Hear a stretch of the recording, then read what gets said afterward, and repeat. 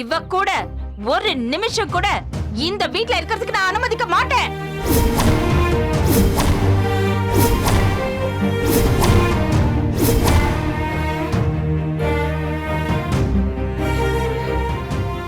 இவளையெல்லாம் இவ்வளவு நேரம் இங்க நிக்க வச்சு பேசுறதே தப்பு.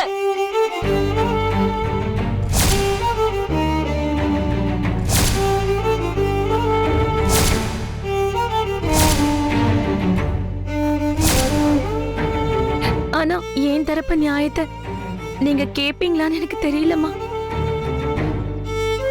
எனக்கு அம்மா இல்ல, அப்பாவை தவிர வேற துணையும் இல்ல. எனக்கு வாழ்க்கை கொடுக்கறேன்னு டாக்டர் சார் சொன்னப்ப நான் அதை பெரிய அதிர்ஷ்டமா நினைக்கலம்மா.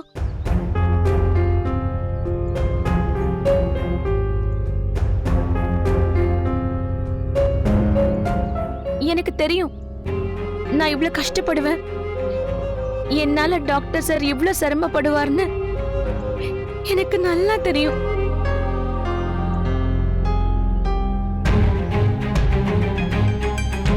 இந்த கல்யாணம் வேண்டாங்கிறதுக்கு நான் நிறைய முயற்சி பண்ணேம்மா. ஆனா ஒருவேளை இதுதான் எனக்கான பாதையோ, கடவுள் நேரடியா வர முடியாதுன்னு தான் டாக்டர் சாரா வராரோன்னு தோணுச்சு. ஓ,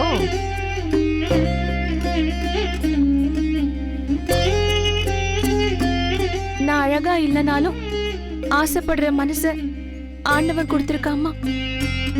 உங்க வீடு என் நினைப்பிலேயே கிடையாதுமா.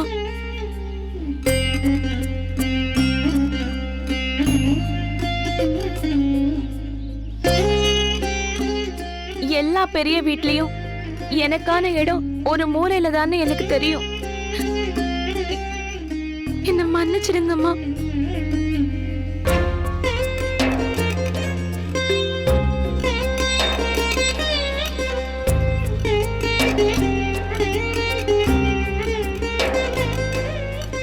எனக்கு உங்க சொத்து, இந்த வீடு, இந்த கம்பீரம், இது எது மேலயும் ஆசை இல்லம்மா.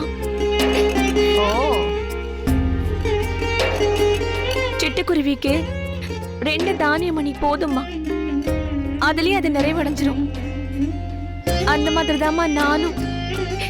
எங்க அப்பாவை தவிர என்கிட்ட யாரும் அன்பான சொல் சொன்னதில்லை. அதான் டாக்டர் சொல்லுக்கு மனசு ஆசைப்பட்டுருச்சு.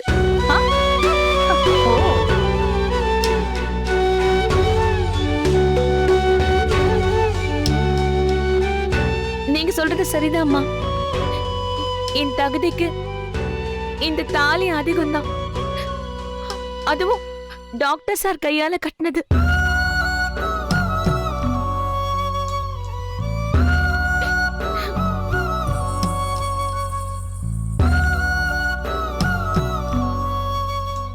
இப்ப கூட எனக்கு போக்கிடம் இல்லம்மா. ஆனா நான் போயிடுறேன். டாக்டர் சாரை மட்டும் வீட்டை விட்டு அனுப்பிடாதீங்க. அம்மா புள்ள அன்புக்கு முன்னாடி வேற எதுவுமே பெருசு இல்ல. அவர் இங்கே இருக்கட்டும்மா. நான் போயிடுறேன்.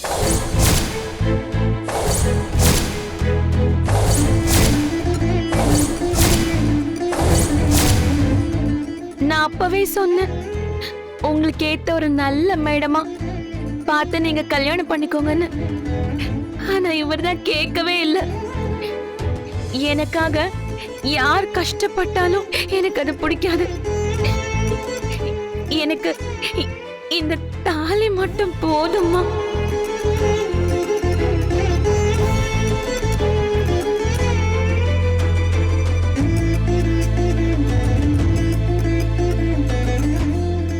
டாக்டரோட பொண்டாட்டிங்கிற நினைப்புல நான் எங்கேயாவது போய் வாழ்ந்துக்கிறேன். இனிமே உங்க முகத்துல நான் முழிக்கவே மாட்டேன்.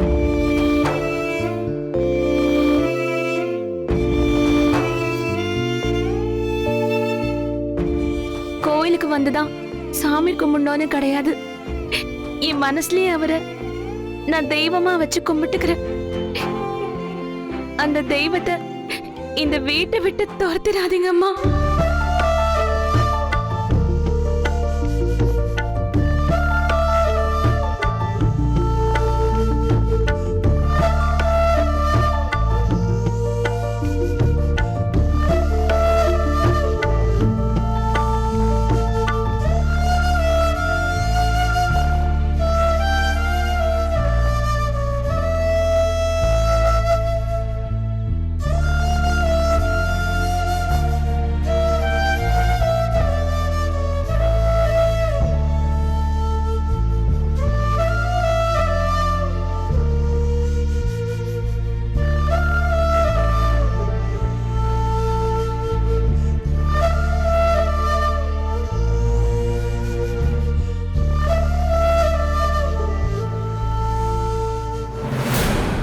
கண்ணம்மா நில்லு.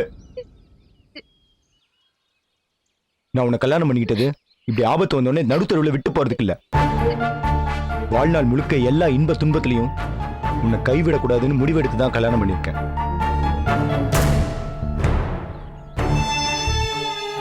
இதெல்லாம் ஃபேஸ் பண்ண வேண்டியிருக்குன்னு சொல்லி தானே கூப்பிட்டு வந்தேன். எங்க இருந்தாலும் நம்ம சேர்ந்து தான் இருப்போம், சேர்ந்து தான் இருக்கணும் கண்ணம்மா. நீ இல்லாத இடத்துல எனக்கும் இடம் வேண்டியதில்லை. அவ இல்லாத இடத்துல உனக்கும் இடம் வேண்டியதில்ல. போ, இந்த வீட்டை விட்டு வெளியில போ. Get lost from here.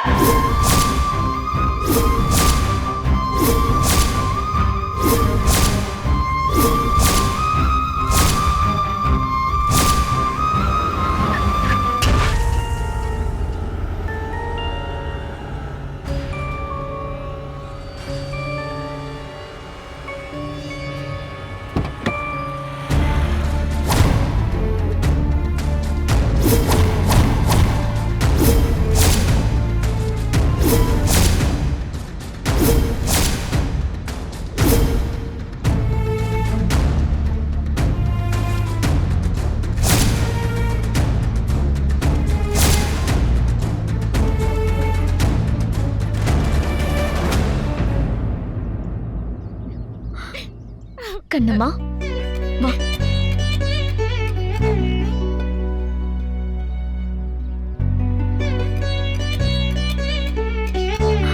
அழாத பாரதி.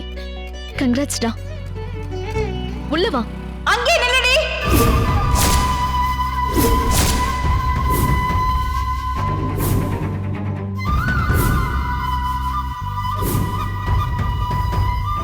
எங்க வந்த?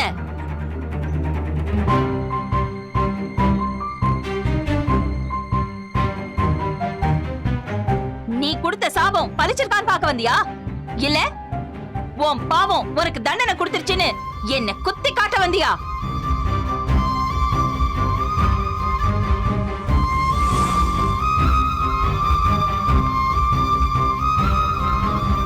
இல்ல நீ சொன்ன ஒவ்வொரு வார்த்தையும் என் வாழ்க்கையில ஒட்டிட்டு இருக்கிறத பார்த்து கேலி பண்ண வந்தியா?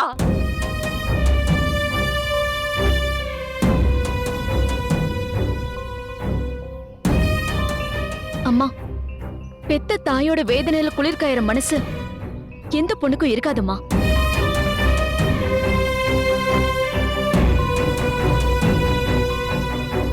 விஷயத்தை கேள்விப்பட்டு நானே பதட்டமா ஓடி வந்திருக்கேன்.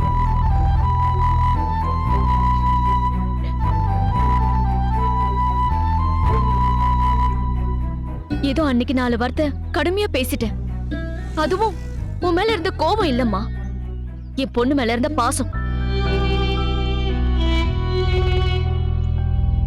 இப்பவும் ஒரு பொண்ணோட பாவத்துல நீ விழுந்துட கூடாதுங்கிறதுக்காக தான் நானே இங்க வந்தேன்.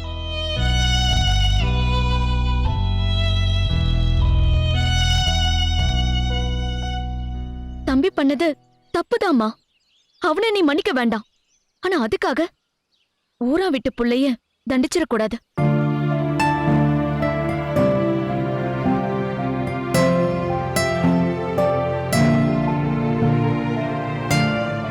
அம்மா, நான் உனக்கு கெஞ்சி கேக்குறேன். இந்த வீட்டுக்கு இவ விளக்கேத்த வந்தவ, இவளை துரத்திடாத.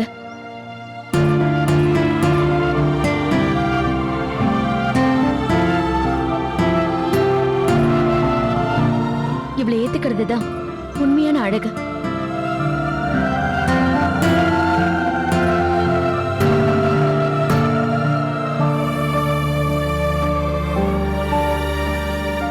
அழகுங்கிறது நிறத்திலயோ வடிவத்திலயோ இல்ல, குணத்துல இருக்கா.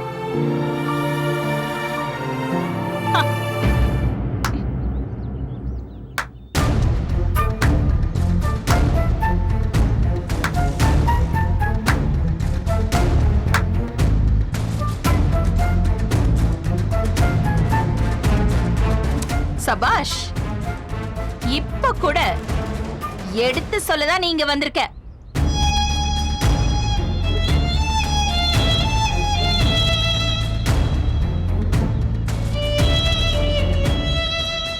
ஒரு தாய் உடைஞ்சு செதறி போயிருப்பாளே, அவளை தோள்ல சாச்சுக்கணும்னு நீ வரல. நீ கொடுத்த சாபம் பலிச்சிருக்கு. நீ நினைச்ச மாதிரி ஒரு மருமக இந்த வீட்டுக்கு வந்திருக்கா. நீ ஜெயிச்சிட்ட, நான் தோத்துட்டேன்.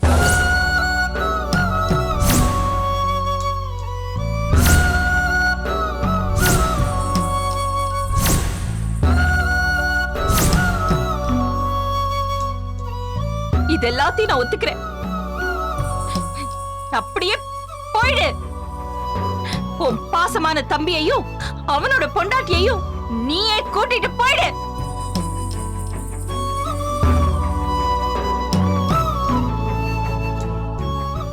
உங்க 3 பேரோட உறவுமே எனக்கு வேண்டாம்.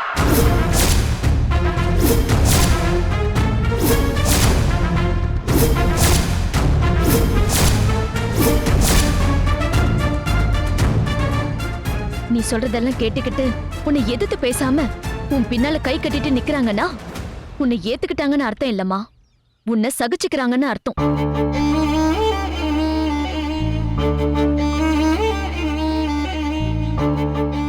எல்லாரும் எல்லா நேரமும் சகிச்சுக்க மாட்டாங்க. ஒரு நாள் உன்னை விட்டு எல்லாரும் போயிடுவாங்க. அப்போ இதெல்லாம் தப்புங்கிற உணர்வு உனக்கு வரும். அன்னைக்கு நீ உணர்ந்து எதுவுமே ஆக போறது இல்லம்மா. ப்ளீஸ் இவங்களை ஏத்துக்கம்மா.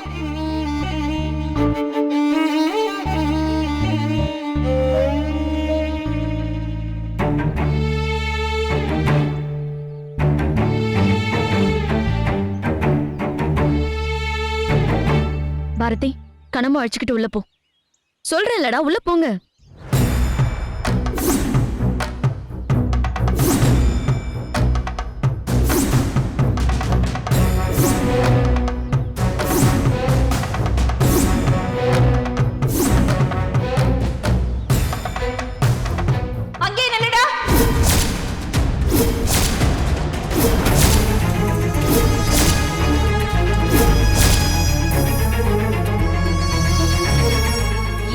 ஒரு அடி எடுத்து வச்ச அவ்வளவுதான்.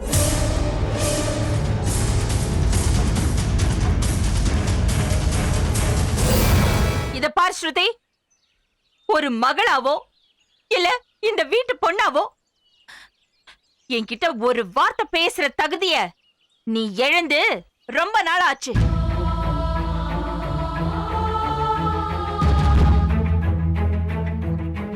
நீங்க எல்லாருமே ஒரே ரகம்தான். உங்களோட மல்லுக்கட்ட என்னால முடியாதுப்பா. போங்க, எங்கயாவது போய் தொலைங்கப்பா.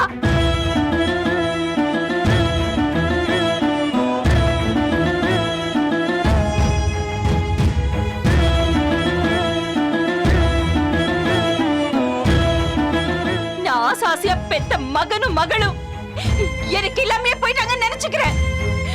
எல்லாரும் போயிடுங்க.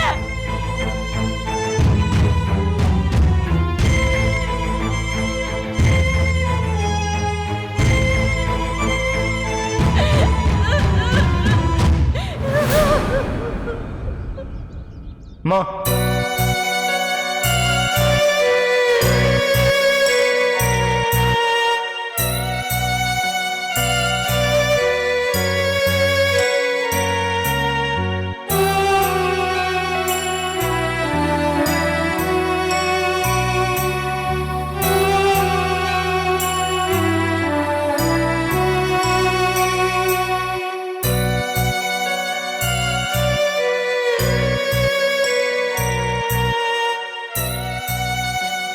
எனக்கு என்ன சொல்றதுன்னே தெரியலடா.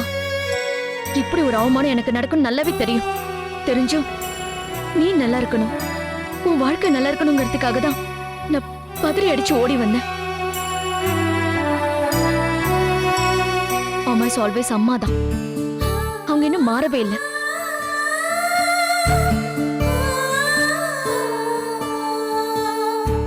சர்ச்சையிலையும் கொந்தளிப்பிலையும் நடந்த உங்க கல்யாண வாழ்க்கை நல்ல மகிழ்ச்சியில முடிவடையும்டா. கடைசி வரைக்கும் கண்ணம்மாவை கண் கலங்காம பாத்துக்கோ.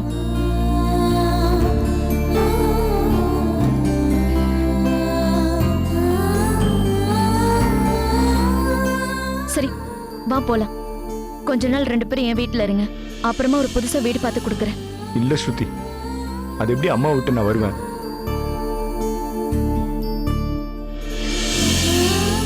உங்களுக்கு ஏதாவது ஒண்ணா பாரதின்ற சொல் தான் ஃபர்ஸ்ட் வரும். அவங்களுக்கு வேற யாரையும் கூப்பிட தெரியாது.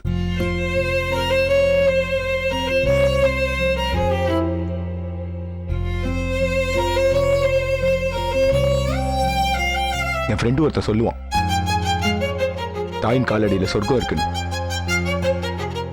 அந்த சொர்க்கத்துல தான் நான் வாழ்வேன்.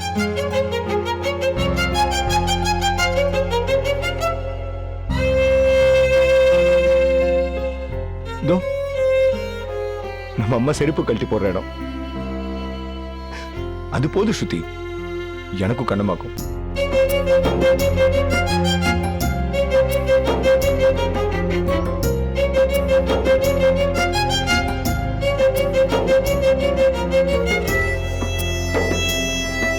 நீ போ, நான் பாத்துக்கிறேன். இதே என்னடா? நீ போ ஸ்ருதி.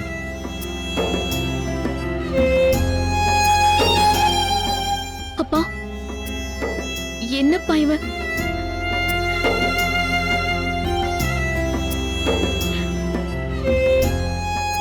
எனக்கு ஒண்ணும் புரியலம்மா. கொஞ்சம் பாத்துக்கோங்கப்பா. நான் வரேன்.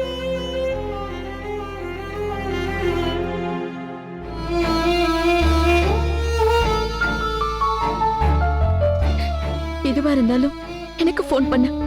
நான் வரேன். வரேன்டா.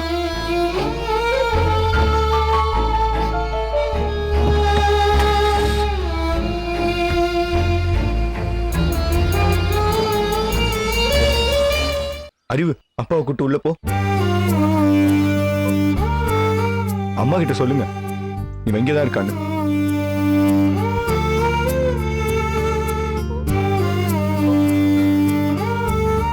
அடிச்சு துரத்தினாலும் போக மாட்டேன்.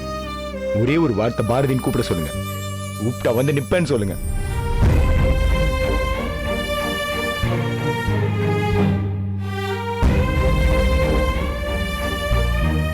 கூப்பிடலனாலும் நான் வருத்தப்பட மாட்டேன்னு சொல்லுங்க.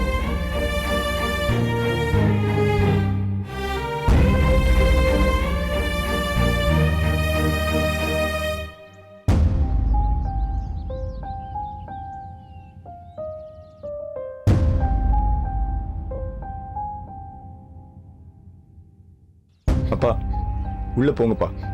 அறிவு, அப்பாவை கூட்டு உள்ள போ.